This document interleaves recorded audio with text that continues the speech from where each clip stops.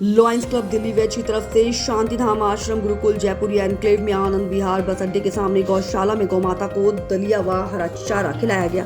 जहां lions club के पीछे मेंबर्स ने गौशाला पर पहुंचकर सभी ने अपने हाथों से गौमाता को चारा खिलाकर गौमाता का आशीर्वाद व पुण्य प्राप्त किया। इस कार्यक्रम में लॉयंस क्लब दिल्ली वेज पदाधिकारी गण गौरव गुप्ता, कपिल खंडेलवाल, गोपाल कृष्ण खंडेलवाल, राजेश पांडे, एल टैंक, श्रीमती स्नेहा रोतेरे, अभिषेक खंडेलवाल आदि सम्मिलित हुए। लॉयंस क्लब से गोपाल खंडेलवाल जी ने कहा कि गाय को आश्रय देना, उसे खिलाना और उसकी दिन प्रतिदिन की जरूरतों की देखभाल करना हम सबका कर्तव्य है। गाय से हमें कई लाभ हैं, परंतु आज गौ माता की दुर्दशा को देखकर मन व्यथित होता है।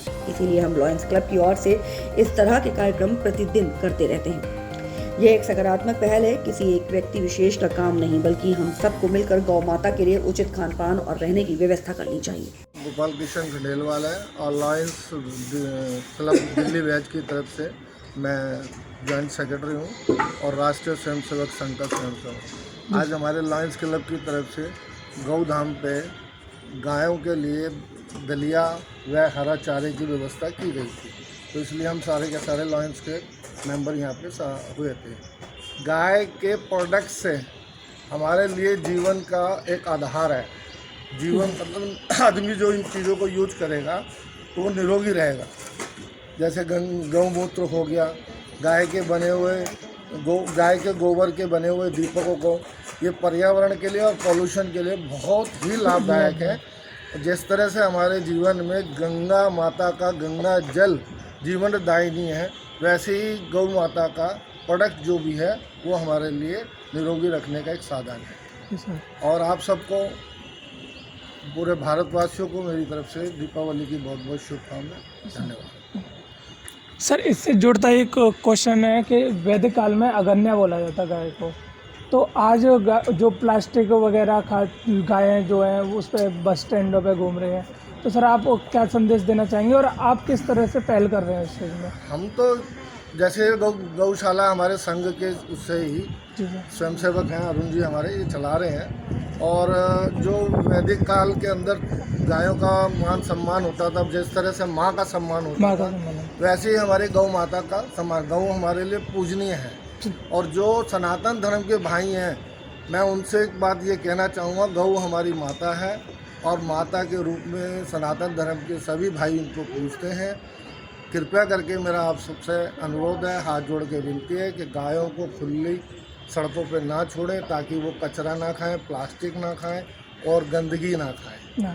जिस तरह से हम साफ स्वच्छ रहते हैं, अपने परिवार में अपने माँ बाप का सम्मान करते हैं, वैसे ही हमें गौ माता का सम्मान करना चाहिए। साहिवाल, गिरी, साहिवाल, राठी और हरियाणवी, ये सब देसी गाय हैं। और साहिवाल तो बोली थी, और ये है, और कम से कम नहीं तो 150-200 गाय हैं। 150-200 गाय हैं। और यहाँ पर सर कितने लोग काम करते हैं और उनकी सेवा करते हैं गायों की? भाई मेन तो प्रमुख यहाँ पे है सेवादार, बाकी और सेवादार हैं। जय गोपाल अरुण, ये जो गौशाला इसका संचालन जो है समाज के सहयोग से कर रहा हूँ। और एक सबसे पहले कहूँगा, गौ माता जो है अपनी, हम देसी गाय गौ माता को माँ कहते हैं, विदेशी उसको पशु मानते थे जी। देसी गौ माता, उनके आँखों में सूर्य और चंद्रमा का निवास होता है, और स्थूल जो से टाट सी होती है, और शिवलिंग उससे सूर्य नाड़ी का संपर्क होता है उससे। और गौ माता के गोबर में लक्ष्मी का वास है और गौमूत्र में गंगा जी का वास है। तो गौ माता एकदम औषधि है, जो चीज़ कोई भी चीज़ है वो औषधि के रूप में काम आती है। मैं प्रत्यक्ष खड़ा हूँ, 3 महीने लगातार मैंने गौमूत्र लिया है और स्वस्थ शरीर में कोई भगवान की कृपा से बीमारी नहीं है। इसलिए थोड़ा सा समय निकाल के हर व्यक्ति को गौशाला जहाँ भी है वहाँ पे आना चाहिए, गौ माता का आशीर्वाद प्राप्त करना चाहिए। जय गौ माता की जय। सर, जो गौमांस की बात की जाती है, जहाँ पर जो लोग गौमांस का निर्यात करते हैं, तो सर उनको क्या मैसेज देना चाहेंगे और उनको आप क्या चाहते हैं कि उनको कड़ी से कड़ी सजा? देखो, गौ माता को जी, मैं राजेश पांडे हूँ और मेरा वैसे इंफॉर्मेशन टेक्नोलॉजी में IT का काम है, IT का बिजनेस है मेरा, और मैं लायंस क्लब का ट्रेजरर हूँ। और हमारे लायंस क्लब दिल्ली वेज की तरफ से आज ये कार्यक्रम हुआ था, जिसमें हम लोग गौ माता को खिलाने का, चारा खिलाने का कार्यक्रम था, और हम लोग सब इकट्ठा हुए थे यहाँ पे। और हम लोग ये मानते हैं सनातन धर्म में कि गाय जो है वो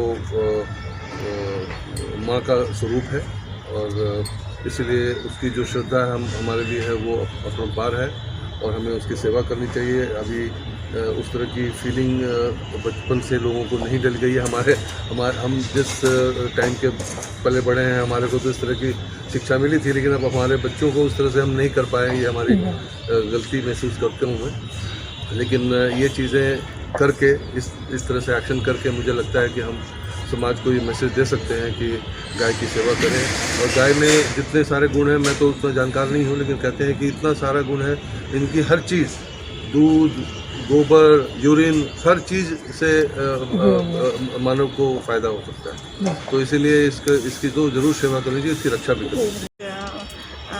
ये लायंस क्लब की तरफ से दिल्ली और यहाँ जो देवप्रिया संस्था है, यहाँ गौशाला है कौशाम्बी में, यहाँ हम लोग आए हुए हैं और ये बहुत ही समय निकाल के गौशाला में आके गाय का सेवा करना बहुत ही अंदर से एक आत्मसंतुष्टि मिलता है, क्योंकि गाय में सारे देवता रहते हैं। तो गाय का सेवा, गोमाता का सेवा गोपाल की सेवा के बराबर है।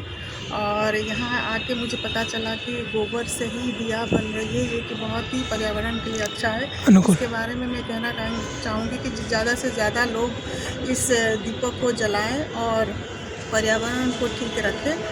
और गाय को समय निकाल के सभी को गोमाता की सेवा करना चाहिए, क्योंकि सनातन धर्म में गाय का एक महत्वपूर्ण जगह है। और मुझे मेरे हिसाब से गोमाता का सेवा गोपाल की सेवा बराबर है।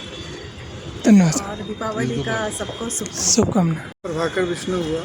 जी सर। मैं दिल्ली एनसीआर में हेल्थ केयर में हमारा एक चेन है और लैब डायग्नोस्टिक का काम करते हैं, एक एनजीओ संस्था भी चलाते हैं। तो मेरा जो विचार है गौ माता पे कि इनका जो गौ माता का जो हमारा संबंध है ये सनातनी धर्म से पहले से ही जुड़ा हुआ है और इनसे गौ माता को हमारे देव मुनि ग्रंथ पुराण सब में इनका वर्णन किया हुआ है।